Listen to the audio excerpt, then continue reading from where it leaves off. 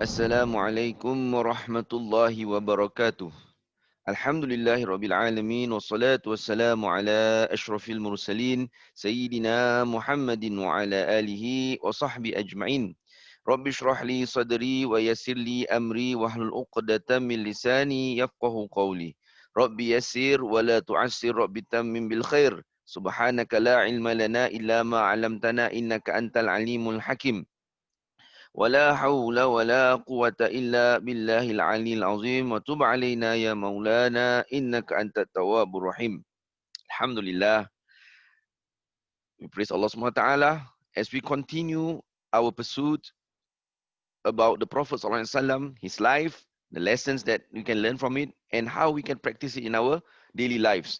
And I will start today by sharing a story that happened in the time of Sayyidina Umar bin Khattab. So we will start with slightly into the future. All right. So Sayyidina Umar bin Khattab, he was known to be a leader who will spend his nights patrolling Madinatul Munawwarah to check on the condition of the people, to hear out their feelings and sentiments, and to just basically have a sense of what people are going through under his rule, so that he can make improvements and so they can correct any forms of wrong that's happening. So one night he was doing his patrol with another companion, Abdullah ibn Mas'ud. So Abdullah ibn Mas'ud and Sayyidina Umar ibn Khattab, they were walking together, and then they saw a dimly lit house. Okay, it was a dimly lit house. Okay, and Sayyidina Umar says that I will check on that house. So Abdullah bin Mas'ud went to check on other places, and Sayyidina Umar ibn Khattab decided to check on this house. And he went to that house, and he heard from a distance some faint singing, some singing. Right? So when he came near, and it was a woman singing, and it was very awkward at night, right? And then people they heard a woman singing, so he just didn't feel right about it. And when he came near to the house, he looked into the house and saw, right, inside the house, that he saw a woman that was singing, and she was entertaining an elderly man who was drinking. No, of course, you're drinking liquor. So Sayyidina Umar bin Khattab, out of anger, he saw a sight that was one was an abnormality in Medina. Second, he felt responsible. Like, why would anyone do that? Because it was something that's not right. And that's not permissible. So he entered, he stormed into the house immediately and says, "What a sight!" He says that this, what can be a more evil or vile sight before me than to see a situation like this? A young woman singing in the presence of an elderly who is almost drunk. And the old man, he was shocked because someone went into his house. And he was even more shocked and bewildered because it was Sayyidina Umar ibn Khattab. No, he was caught. Right? He was caught in a situation whereby he was caught doing something wrong. At the same time, however, he managed to muster enough within himself to have a reaction. He says that what is worse than someone storming into your house without permission? So, to be fair to this elderly man, he was right. Because Sayyidina Umar bin Khattab actually stormed into his house, and he didn't even give salam, he didn't even knock on the door, he just stormed into his house. So that was the situation. And Sayyidina Umar bin Khattab, and this is the hallmark and trademark of the companions of Prophet ﷺ, because that was how they were taught, that there's always enough space for them to contemplate, even in heated moments, even in moments where they can feel very justified. He should feel justified because he can easily say that, well, you're doing a sin. Whether I storm or I don't storm, it doesn't matter. You are doing sin. He could have said that, and most people nowadays will find it perfectly right to do so. Sayyidina Umar actually bowed down his head and wept and says that you are right, and left the house. And left the house. Of course, the singing has stopped by then. The singing has stopped by then. But elderly man himself, when Sayyidina Umar left the house, he himself says that perhaps, perhaps he was saying that, mashallah, I've been in the wrong too. I've been in the wrong too. Because I made the mistake. I've sinned. I was drinking. I was in a company of a younger woman who was singing and entertaining me. What can be more wrong than that? So both of them actually left the scene, all right, feeling very guilty. One was feeling bad about intruding to someone's house, and the other one felt bad about what he has just done. Now, this is not the best part of the story. The best part of the story was the fact that the elderly man, he used to sit in the majlis of Sayyidina Umar ibn Khattab. Sayyidina Umar ibn Khattab was sharing or he was teaching knowledge. He will be sitting in this. But then now the elderly man have stopped attending.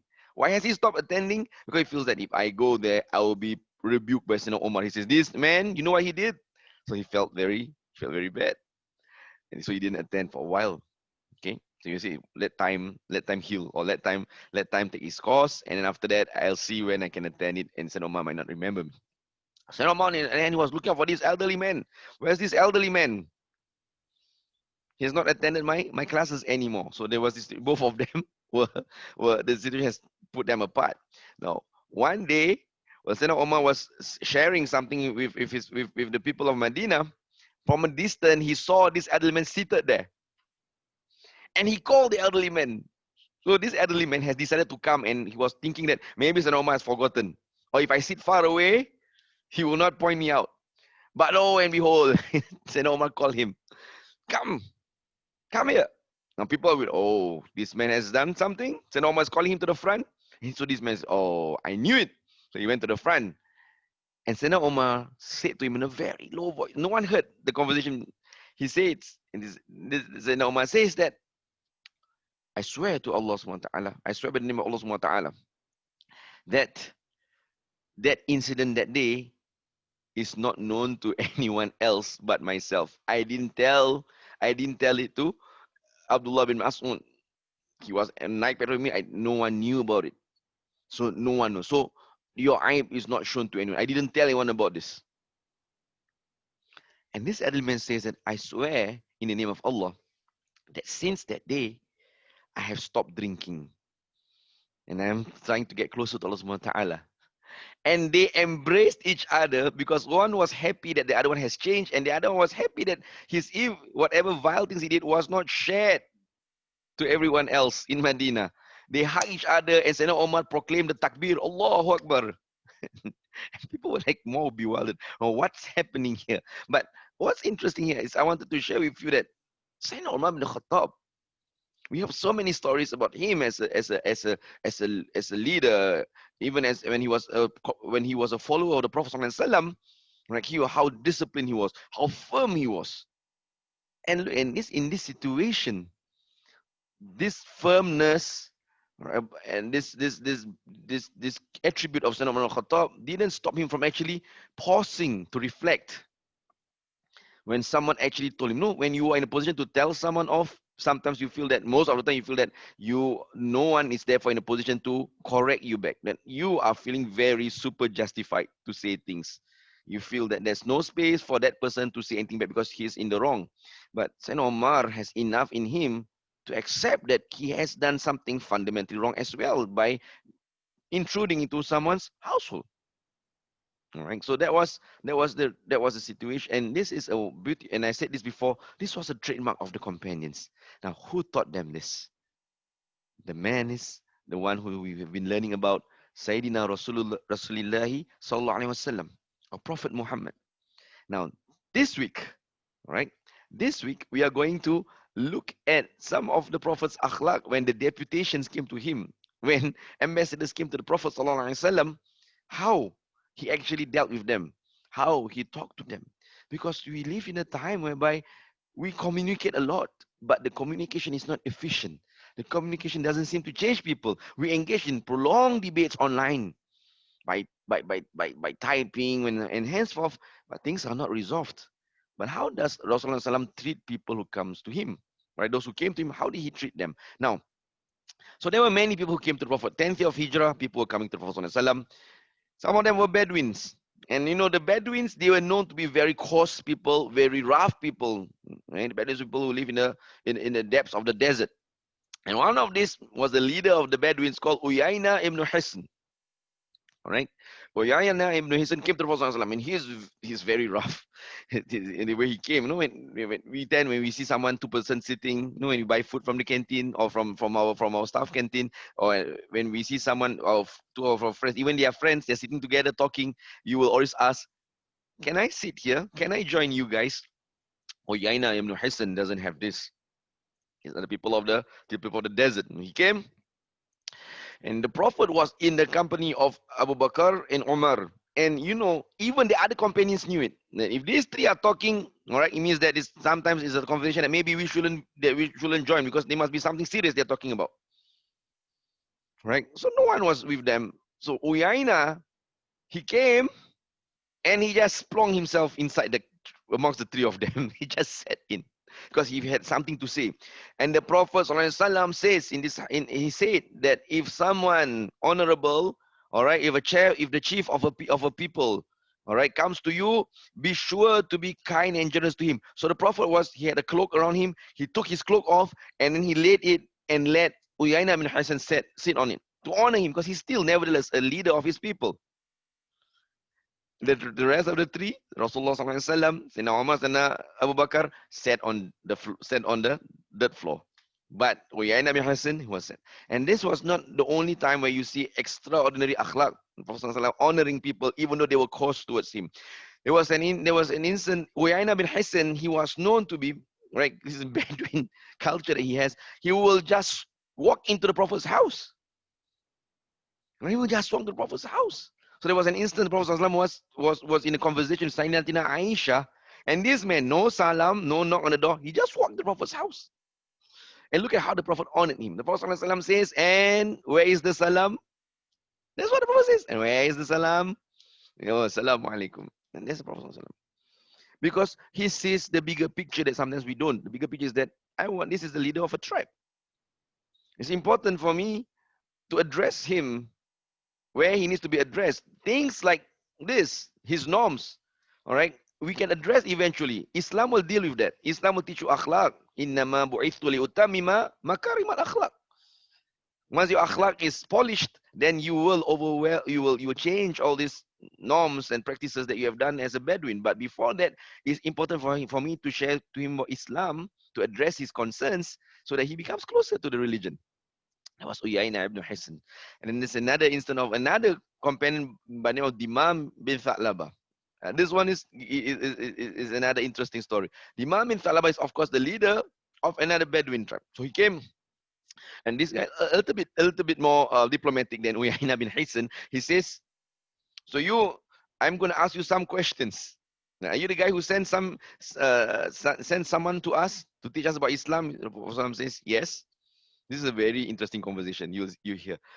He says, do not be offended because I'm going to ask you some harsh questions. So this person gives some warning. Uyaynah bin Hisn, no warning. This guy came, all right, Dimam bin Thalaba says, I'm going to ask you some tough questions. I'm going to ask you some harsh questions. Do not be offended. Says, verily, go ahead. And he says, are you the one who is sent as a messenger to us? The Prophet says, yes. Are you the one who calls onto the worship of Allah alone and not to associate anything else with Him? Prophet says, yes. Are you the one who called us to perform prayers 5 times a day? Prophet says, yes. So it's all about yes. And this guy asked questions, and the Prophet replied in affirmative, yes.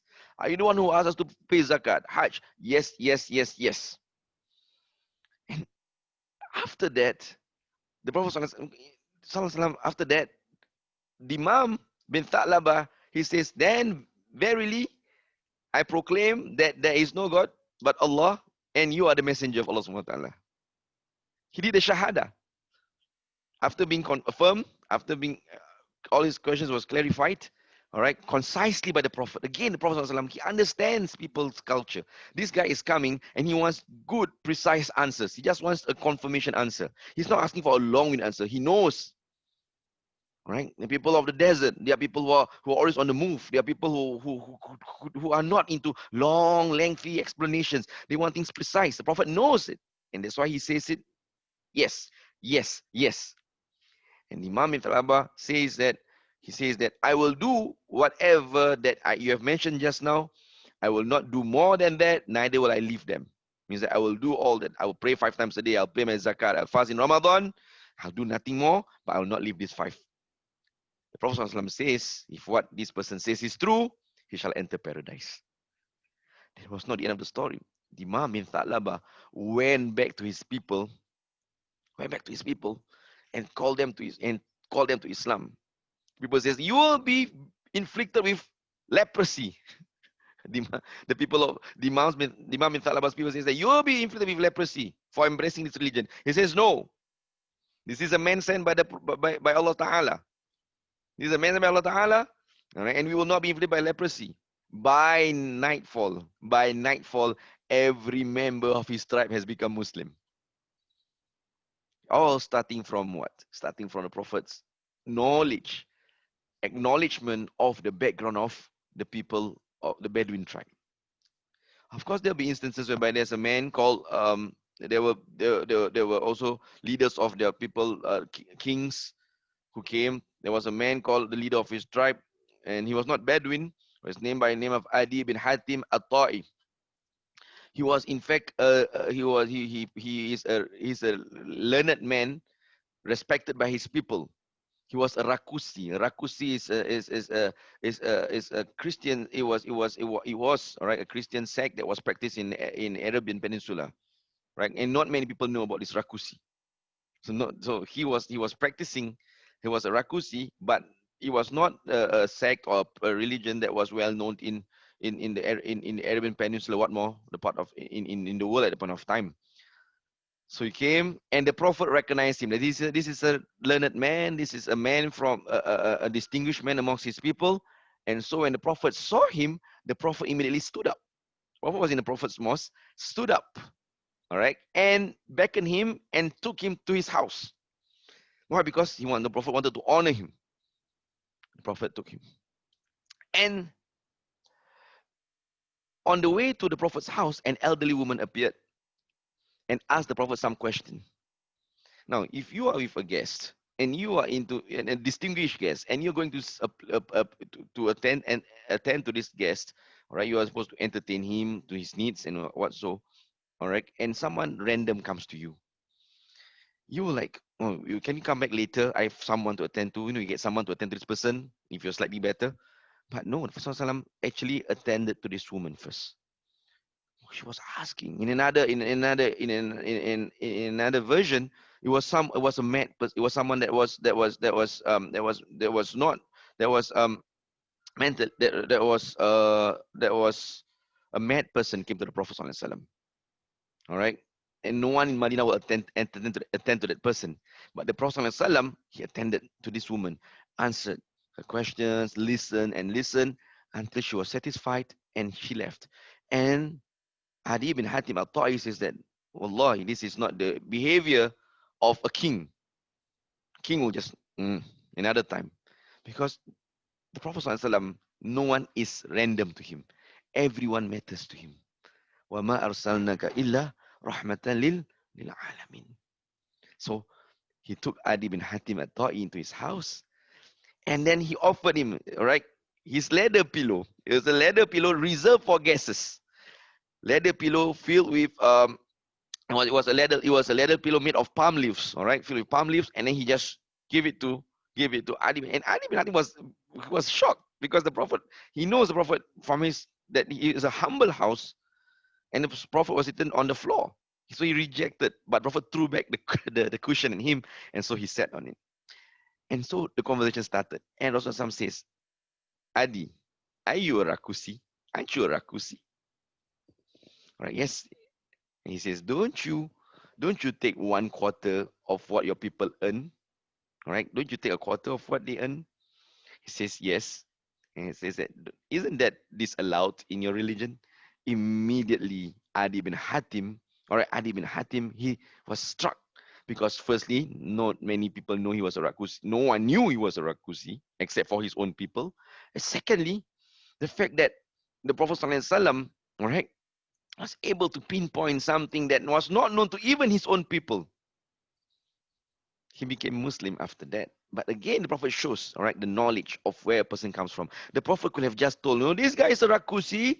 told the people of Medina, and you know what he does? No, Prophet pulled him aside in quiet, all right, and corrected him and told him, all right, he didn't expose that. We live in a time where we feel like we want to expose people all the time. We want to expose people at all the time and embarrass them. But the Prophet ﷺ put him aside and told him, yeah, this is the Prophet ﷺ's akhlaq. So this was how these three stories were instances of how, all right, it's important for us to know the fundamentals of da'wah. And I've said before that the fundamentals of da'wah is fourfold. One is to know yourself. The one who's calling to da'wah must know himself, his strength, his limitations. Look at Sayyidina Umar bin Khattab. All right, immediately when someone told him that it was wrong for him to enter into someone's house, he immediately took a step back and reflected. So da'wah is not just about the person on the other side you're calling to Islam. It's about yourself. Which is why Allah says in the Quran, Ya ayyuhalladhina amanu qu anfusakum wa ahlikum nara. Preserve yourself, O people who believe, preserve yourself and your family members. Yourself. Know something about yourself first. Right? Know your strength and weaknesses. All right, your weaknesses. Second, know about the person that you're addressing. All right. You are supposed to know that person in the fullest context.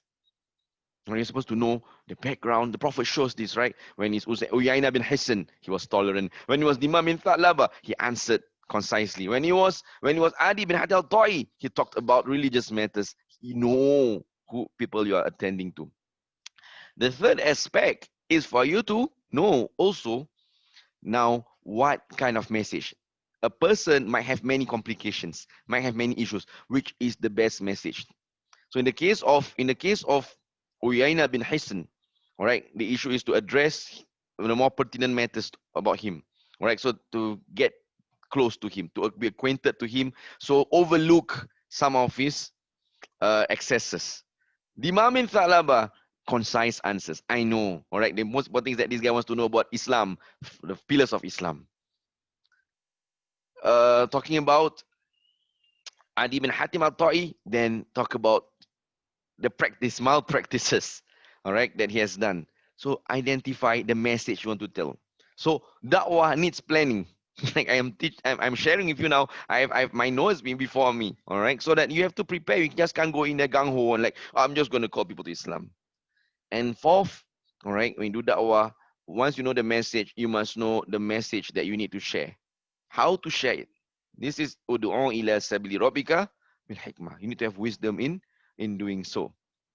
So this therefore this is the instance of the year of deputation. People came to the Prophet. Some instances whereby I share with you, how the Prophet ﷺ's akhlaq was illuminated, and people became more affirmed. I heard about Islam. No wonder it's like that, because this is the man who teaches them to be like that. This is their teacher, and people became more attracted to Islam after that. Okay. Next we're going to look at the Prophet's Hajj. After he's going to perform the Hajj. InsyaAllah next week, if Allah permits, we will be talking about the Prophet's Hajj. Alhamdulillah, hari ini saya berkongsi panjang sedikit tentang dakwahnya Rasulullah SAW.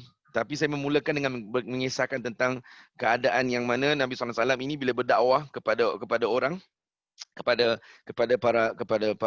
orang yang datang kepada baginda pada tahun ke-10 Hijrah dari pelbagai kabilah, berbagai latar belakang. Nabi SAW ini menunjukkan sifat-sifat yang luar biasa. Pertama, saya kisahkan tentang seorang sahabat bernama Uyaynah Bin Hisn. Uyaynah Bin Hisn ini adalah seorang Arab Badui. Kalau kita dengar Arab Badui ini orang Arab padang pasir. Jadi sifatnya terkenal kasar dan sebagainya. Dia datang kepada Nabi SAW dan Nabi SAW sangat bersifat toleran kepadanya, bersabar.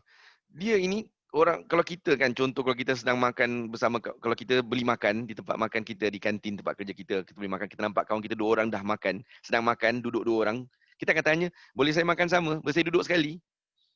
Kan, kita akan tanya. Uyaynah bin Hisn tak ada. Dia ni ketua orang Badui. Tapi cara dia ialah, dia nampak Nabi dengan Sayyidina Abu Bakar Siddiq dengan Sayyidina Umar bin Khattab duduk 3 orang.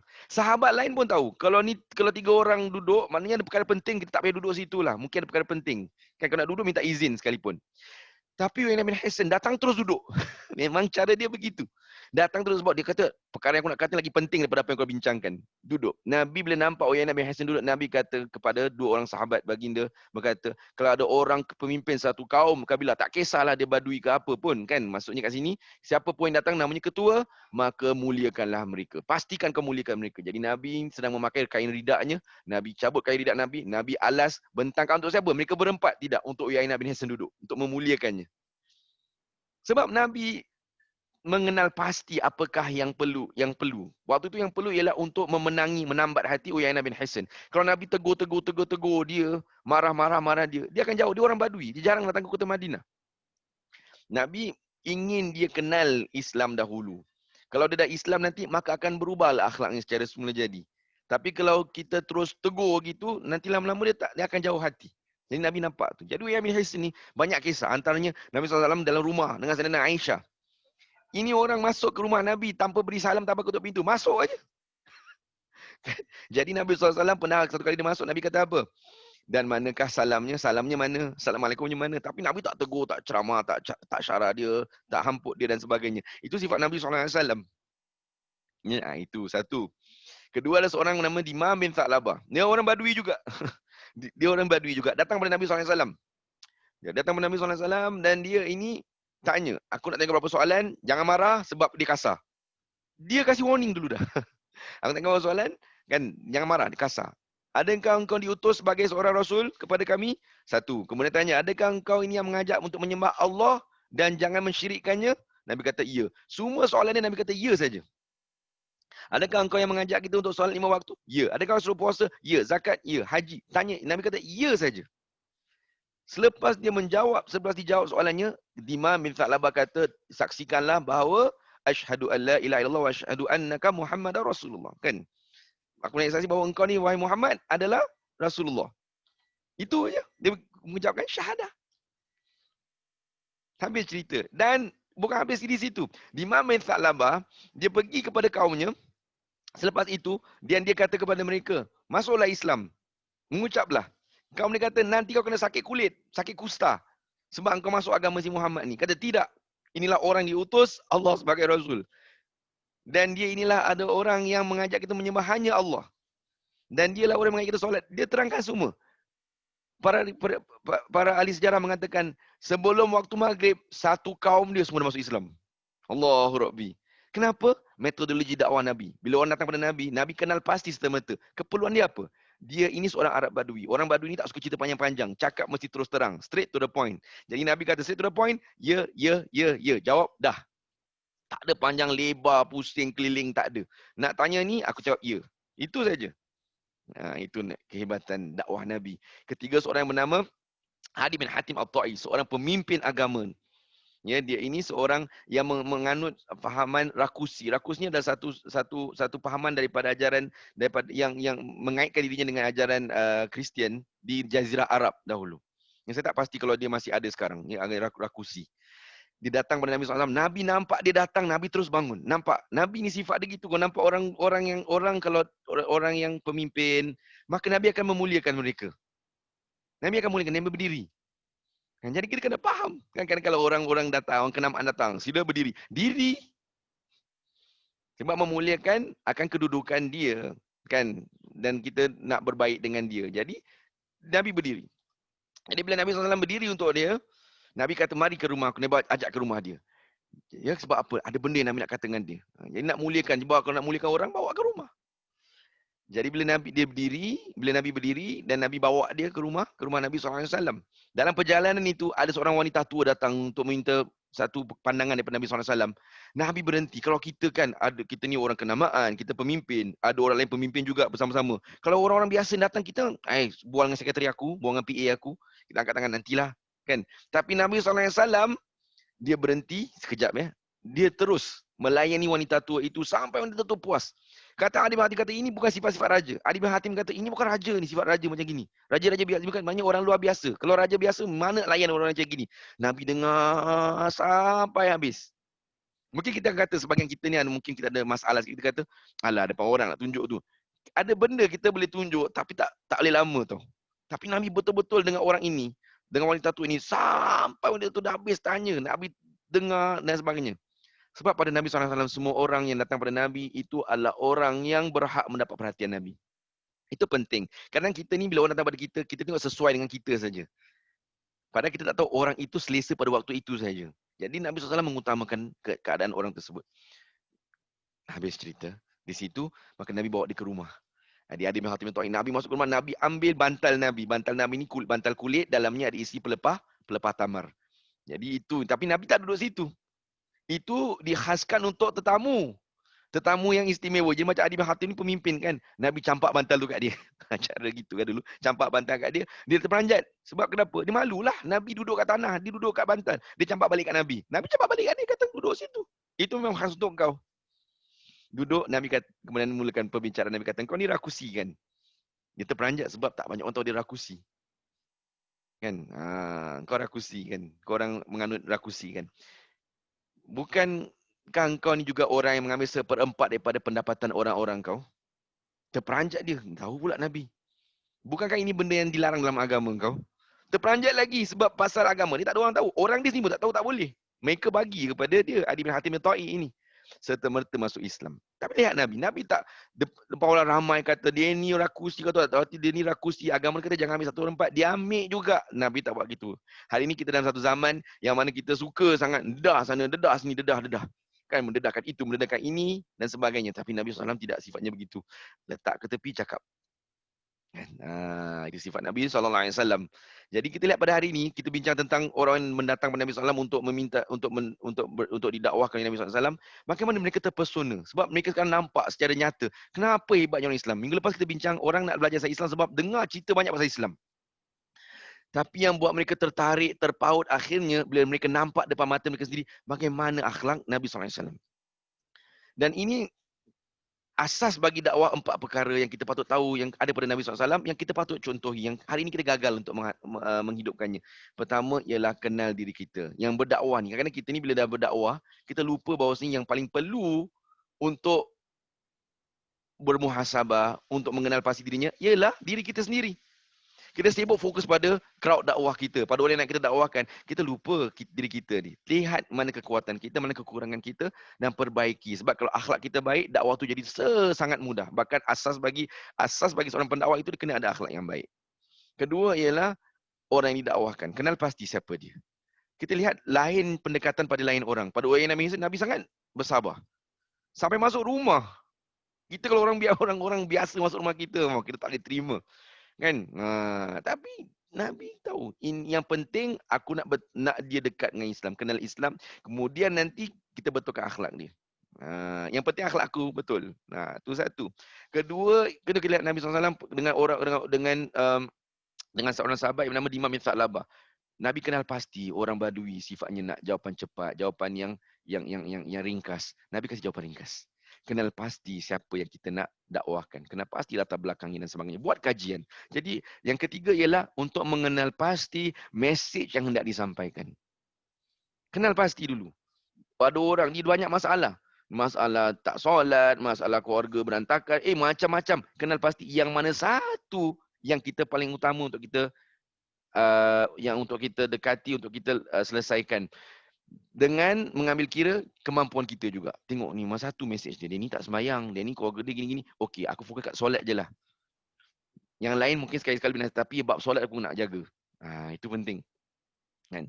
Yang keempat ialah Nabi SAW mengajar kepada kita untuk kita ini menjadi orang dalam berdakwah itu ialah kita melihat pula kepada cara menyampaikan. Dah kenal pasti dah. Cara sampaikan macam mana. Kan? Adakah dengan lembut, adakah dengan keras, adakah ini semua takkan dapat kita lakukan tanpa kita kenal pasti. Jadi maksudnya nak berdakwah ini perlu ilmu, perlu hikmah, perlu ada kajian, perlu buat homework. Tak boleh nak berdakwah ni main gitu saja. Nabi mengajar kita bahawa dalam dakwah ni kena kenal pasti latar belakang, pilihan mesej yang sesuai dan sebagainya. Pada minggu hadapan kita akan melihat bagaimana kita akan melihat kepada dakwah Nabi SAW. Kita lihat pula Nabi melaksanakan ibadah haji. Bagaimana pula hajinya Nabi SAW pada minggu hadapan. Itu yang dapat kita kongsikan pada minggu ini. Moga kita jadi orang yang suka untuk berdakwah, tapi waktu yang sama memperbaiki diri kita agar dakwah itu semakin berkesan bagi diri kita dan orang-orang yang ingin kita dakwahkan. Wa sallallahu ala sayyidina Muhammadin wa ala sahbihi ajma'in walhamdulillahi rabbil alamin. Assalamualaikum warahmatullahi taala wabarakatuh. Terima kasih semua.